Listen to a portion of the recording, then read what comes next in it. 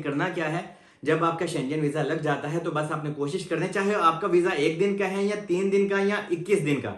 मिसाल के तौर पे अभी आपका 10 दिन का वीजा वैलिड है और आप पुर्तगाल में आ गए, 9 दिन बाद आपका वीजा एक्सपायर हो जाएगा, खत्म हो जाएगा, परेशान हो जाएंगे। और पुर्तगाल की एक और अच्छी बात भी ये है कि जब आप पुर्तगाल में आएंगे, यहाँ आके आप देखेंगे कि यहाँ पे तो बहुत ज्यादा लोगों के पास वीजा होता भी नहीं है। Welcome to my YouTube channel. तो आज का टॉपिक बहुत इंपॉर्टेंट है। आप लोग मुझसे ये क्वेश्चन बहुत ज्यादा करते हो कि हम पुर्तगाल में आना चाहते हैं, वैलिड वीजे के ऊपर आना चाहते हैं, और जब हमारा शेंजन वीजा खत्म हो जाएगा या एक्सपायर हो जाएगा तो उसके बाद क्या होगा, क्या पुर्तगाल हमें डिपोर्ट कर देगा, क्या हमें इमिग्रेशन देगा या नहीं देगा, हमें डॉक्यूमेंट्स मिलेंगे या नहीं। और जैसा कि आजकल बहुत ज्यादा लोगों का शेंजन वीजा लग रहा है, इंडिया पाकिस्तान से तो लग रहा है लेकिन मोस्टली गल्फ कंट्री से लग रहा है, दुबई, सऊदीया, कतर, ओमान से लग रहा है, और तुर्की से भी आजकल शेंजन वीजा बहुत ज्यादा लग रहा है। किसी का स्पेन का लगता है तो किसी का नीदरलैंड का, किसी का जर्मनी का वीजा लग रहा है तो किसी का स्वीडन का। तो लेकिन लोगों को आना तो पुर्तगाल में है, तो लोग मुझसे क्वेश्चन करते हैं हम जर्मनी स्वीडन नहीं जाना चाहते, हम डायरेक्ट पुर्तगाल जाना चाहते हैं, तो क्या हम आ सकते हैं कि नहीं।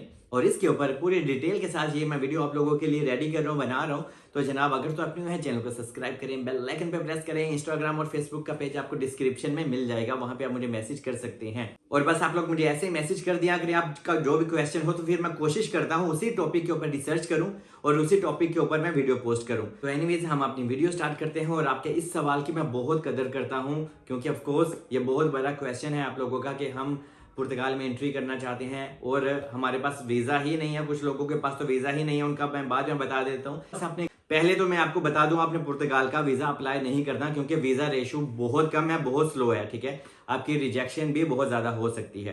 पुर्तगाल वीजा किन किन कंट्रीज को देता है, हम इंडियन पाकिस्तानियों को बहुत कम देता है, ये बात आप माइंड में रखें, चाहे वो वर्क परमिट है या कोई भी है, ठीक है। बहुत पंगे होते हैं पुर्तगाल का वीजा लेने में। तो जी जब आप अपना वीजा अप्लाई करते हैं किसी भी शेंजन कंट्री का, मिसाल के तौर पे समझ लें आपने अपने लिए स्पेन, नेदरलैंड, जर्मनी, फ्रांस, माल्टा, चेक रिपब्लिक, किसी भी कंट्री का शेंजन वीजा अप्लाई किया है और वो लग गया है, और अभी आपका क्वेश्चन ये होता है कि यार हमारा वीजा तो लग गया है, तो लेकिन आपके माइंड में सवाल आता है कि हमें जर्मनी नहीं जाना, हमें सीधा डायरेक्ट पुर्तगाल ही जाना है। तो देखें, ऑफकोर्स आप आ सकते हैं, लेकिन मैं आपको प्रेफर क्या करता हूं, आपने जहां से भी अपना वीजा अप्लाई किया है, इंडिया, पाकिस्तान, तुर्की, दुबई, सऊदीया, कहीं से भी अप्लाई किया, और जब आपका वीजा लग जाता है, मिसाल के तौर पे जर्मनी या स्पेन का, तो जनाब आप जर्मनी या स्पेन ही आए, ठीक है। आप 1-2 रात वहां पे स्टे करें, 1 रात भी स्टे कर ले तो बहुत अच्छा है, ठीक है। और जब आप वहां पे स्टे कर लेते हैं जर्मनी या फ्रांस में, जहां का भी आपका वीजा लगा होता है, वहां से फिर आप फ्लाइट पकड़ें तो आप पुर्तगाल आ जाएं। और यहाँ पे फ्लाइट में यहाँ पे कोई इतनी ज्यादा चेकिंग नहीं होती, क्योंकि आपका वीजा तो वैलिड होता है, चेकिंग हो भी जाए तो कोई इतना मसला होता ही नहीं है। और आपने आना कैसे है, चीप रास्ता क्या है, आप अपने लिए फ्लाइट बुक कर सकते हो जर्मनी से पुर्तगाल की, स्पेन से पुर्तगाल की, चेक रिपब्लिक से पुर्तगाल की। आप बस भी कर सकते हो, लेकिन बस का सिस्टम बहुत लंबा है, चीप तो होती है लेकिन बहुत ट्रैवल करना होता है। तो सबसे अच्छा यह है कि प्लेन की टिकट आप बुक करें, और जहां का भी आपका वीजा लगा है सिर्फ 1 रात वहां पे आप स्टे कर सकते हैं और आप पुर्तगाल आ सकते हैं। और जब आप पुर्तगाल में आ जाते हैं और अभी भी आपका वीजा तो वैलिड है और कुछ दिन बाद आपका वीजा खत्म हो जाएगा, तो बाद में आपके माइंड में नया क्वेश्चन आता है कि यार अभी हमने एंट्री कर लिया पुर्तगाल में, या अभी हम एंट्री करने वाले हैं या पुर्तगाल में जाने वाले हैं, तो 10 दिन बाद तो यार हमारा वीजा खत्म हो जाएगा। तो जब वीजा हमारा खत्म हो जाएगा तो क्या हमें पुर्तगाल डिपोर्ट कर देगा।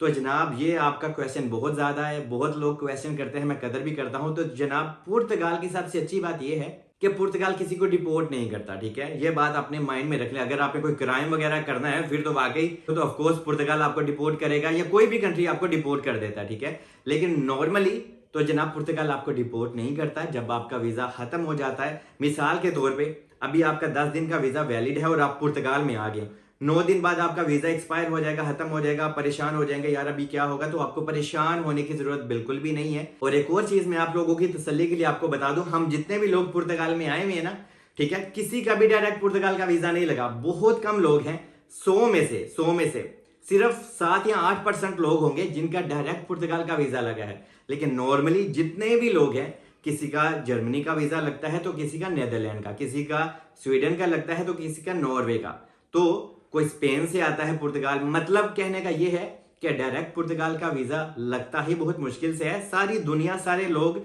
गुम गमा के पुर्तगाल में आते हैं, क्योंकि पुर्तगाल तो वीजा ही नहीं दे रहा। ये मैं बार बार आपको कह रहा हूं ताकि आपके पल्ले ये पड़ जाए बात, क्योंकि आप लोग पुर्तगाल के पीछे ही पै गए हो, क्योंकि पुर्तगाल का ही वीजा अप्लाई करना है, फिर आप लोगों की रिजेक्शन आ जाती है, आप मुझसे क्वेश्चन करते हैं, क्योंकि पुर्तगाल का जो सिस्टम है अंदर से ही बहुत ब्लॉक है यार।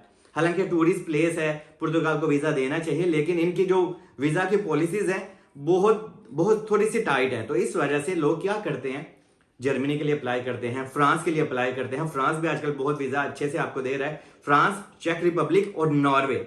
और नॉर्वे का मैं आपको बता दूं कि आजकल वीजा रेशो बहुत अच्छा है, मैं एक वीडियो प्रॉपर बना भी दूंगा आप लोगों के लिए।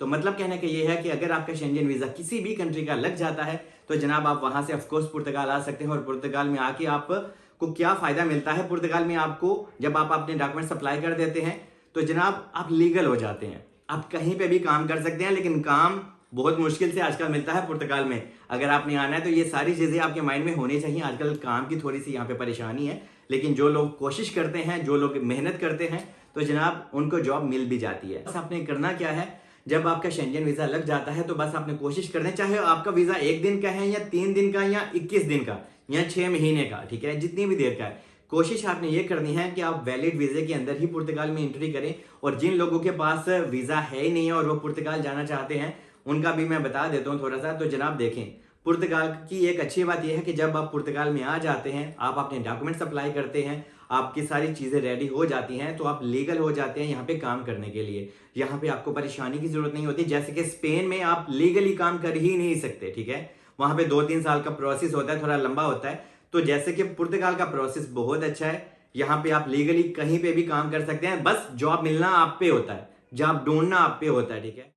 और जब आपको पुर्तगाल में जॉब वगैरह मिल जाती है, आपका लीगल टैक्स जाता है, तो जनाब को आपको इमिग्रेशन से कोई भी नहीं रोकता, आपको कोई परेशानी यहाँ पे नहीं होती। बस थोड़ी सी आपको स्ट्रगल करनी होती है, जो कि हर इंसान करता है, मैंने भी किया है, हर इंसान करता है, कोई इतनी बड़ी बात नहीं है। कुछ पाने के लिए आपको कुछ खोना पड़ता है, क्योंकि पुर्तगाल में जरा ये है कि इनकम थोड़ी कम है लेकिन बेनिफिट थोड़े ज्यादा हैं। जैसे कि हमें टीआरसी कार्ड मिल जाता है, बाद में आपको पासपोर्ट वगैरह मिल जाता है। तो ये सारी चीजें हम लोग पुर्तगाल में लेने के लिए आते हैं। ये नहीं कि हाँ भाई पुर्तगाल में हम यूरोस बनाने के लिए आते हैं, यूरोस भी आप बना सकते हो, लेकिन अगर आप अपना बिजनेस करते हो, पुर्तगाल अपने बिजनेस के लिए बहुत अच्छा है। लेकिन पहले तो आप टीआरसी कार्ड ले लें, कार्ड रेजिडेंस कार्ड ही ले लें पुर्तगाल का, इसके बाद आपके पास बहुत ज्यादा अपॉर्चुनिटी भी आ जाती है। और पुर्तगाल की एक और अच्छी बात भी ये है कि जब आप पुर्तगाल में आएंगे, यहाँ आके आप देखेंगे कि यहाँ पे तो बहुत ज्यादा लोगों के पास वीजा होता भी नहीं है। पुर्तगाल ने तो यार उनको भी डॉक्यूमेंट्स वगैरह दिए हैं, तो इनकी पॉलिसीज, इनकी इमिग्रेशन बहुत अच्छी है। बस आपको काम करना है, लीगल काम करना है, कोई आपको इलीगल काम नहीं करना, तो इससे आपको कभी कोई परेशानी नहीं होती।